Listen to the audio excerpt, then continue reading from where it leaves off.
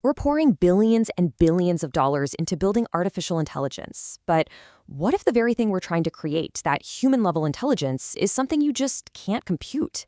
Let's talk about the kind of intelligence that can't be programmed. Okay, so let's start with the one belief that is really driving so much of AI research today.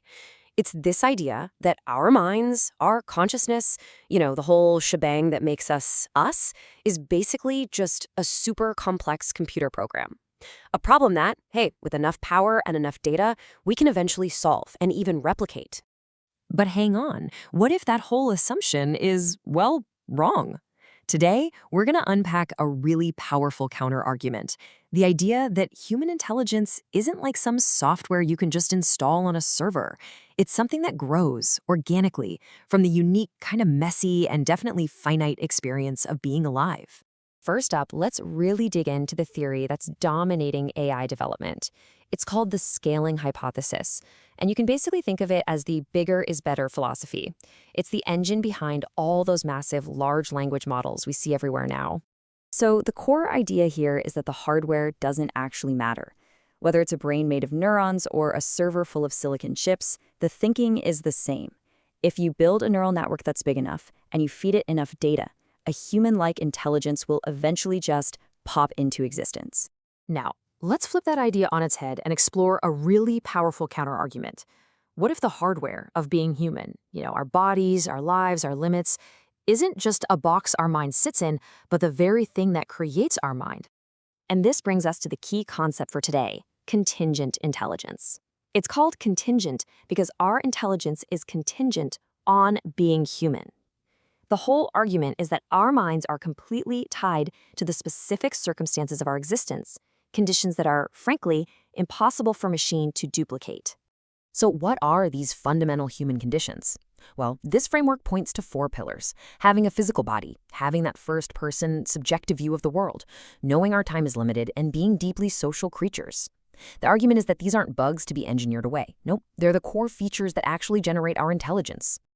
All right, let's dive into those first 2 pillars, embodiment and mortality. Because this is where the difference between a lived intelligence and a computed one becomes just crystal clear. It all starts with the simple fact that we have a physical body, and that body has a definite expiration date. This slide just lays out the fundamental differences so well. Let's start with ontological status. I know, it's a fancy term, but it's just asking, what kind of thing is it? For us, we're embodied biological organisms with a finite lifespan. In AI, it's a disembodied software process that's potentially immortal. For us, our mind and body are one integrated system. For an AI, a body is just a peripheral, an input/output device. Our values grow from our lived experience. An AI's values are programmed in. We live in irreversible time. An AI's time is just a series of processing cycles it can repeat or reset. And this right here illustrates such a crucial point. Our awareness of death isn't some morbid flaw. It's a feature that actually creates meaning. It's what forces us to make choices, to decide what truly matters. An AI that can be backed up and restarted, well, it lacks any real stakes. Without the possibility of irreversible loss, can it ever truly understand value or meaning? Okay, so let's see how this plays out in our social lives. This brings us to another massive, massive gap between a lived intelligence and a simulated one, and that is empathy. The philosopher Edith Stein broke down empathy into this really fascinating 3-step process. First, you perceive someone's feeling.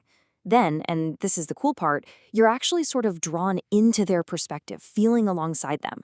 And then finally, you pull back to a fuller, more comprehensive understanding. It's this dynamic, feeling-based journey into another person's world. So, the crucial takeaway here is that true empathy isn't just mirroring someone's feelings. It's a profound way of knowing another person, and it's grounded in that shared vulnerability of just being human. And this is the absolute core of the empathy gap.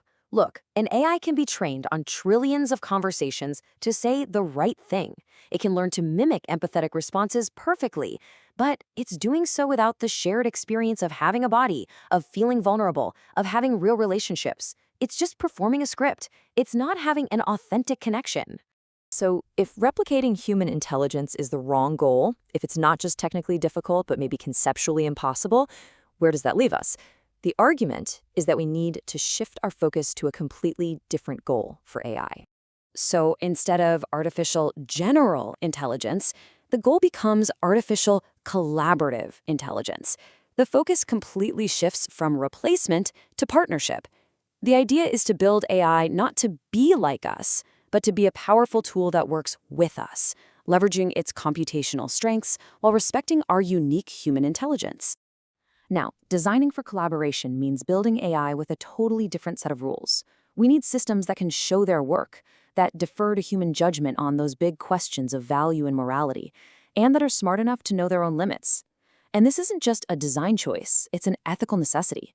We have to keep humans in the loop for any decision that requires real-world lived understanding, especially when moral choices are at stake. So, this reframing of intelligence leaves us with a much more practical and, honestly, a much more profound question. Instead of racing to build a rival mind, we should be asking, what kind of partner do we want to build?